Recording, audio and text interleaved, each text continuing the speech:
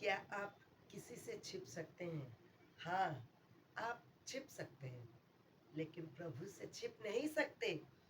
भजन संहिता में 26 उसका 2 में कहता है दाऊद, हे यहोवा मुझको जाँच और परख, मेरे मन और मेरे हृदय को परख। उसने अपने आप को पूरी तरह से सौंप दिया। मनुष्य चेहरा देखता है, लेकिन यहोवा परमेश्वर मनुष्य के हृदय को देखता है।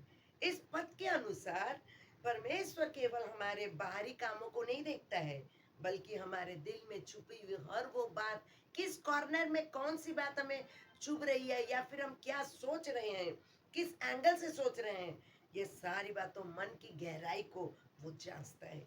दाऊद, उसने अपना टेस्ट, अपना जांच परमेश्वर पर सौंप दिया।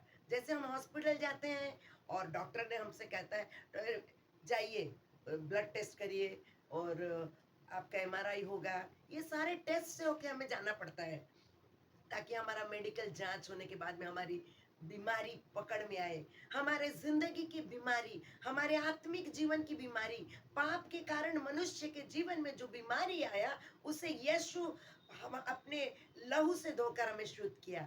लेकिन परमेश्वर का वचन हमें याद दिलाता है, जैसे दाऊद ने कहा कि मैंने अपना जांच परमेश्वर के ऊपर में छोड़ दिया है, और परमेश्वर सच्चाई से हमारा जांच करता है। परमेश्वर हमारे दिल को परखता है, हमारी परीक्षाओं के द्वारा वो हमें जांचता है। प्रभु स्वयं हमें जांचता है।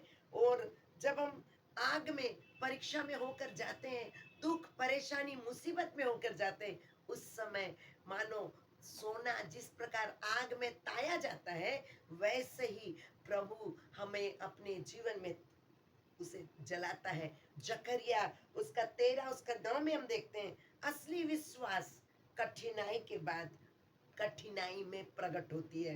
परमेश्वर का बात हमें याद दिलाता वचन के द्वारा। इब्रानियों 4 उसका 2 में 12 में कहता है, परमेश्वर का वचन हमारे विचारों को और मन को उजागर करता है, यानी we can't hide anything from him.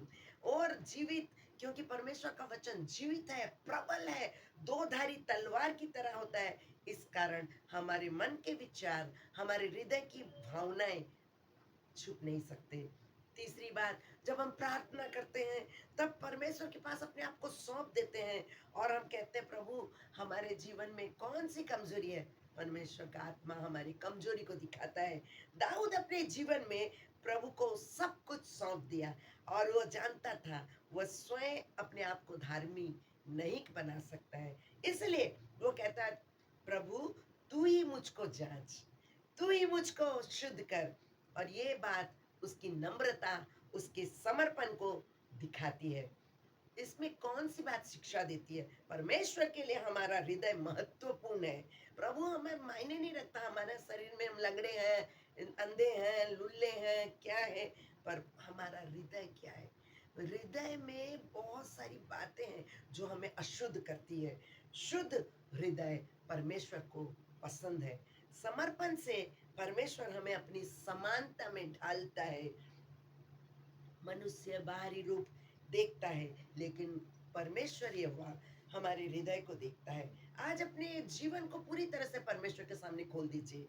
अपने दिल की बातों को कह दीजिए। अपने मन में जो भी बात है, जो आप छुपा नहीं सकते परमेश्वर से, बोल दीजिए, क्योंकि परमेश्वर आपके जीवन को बदलना चाहता है।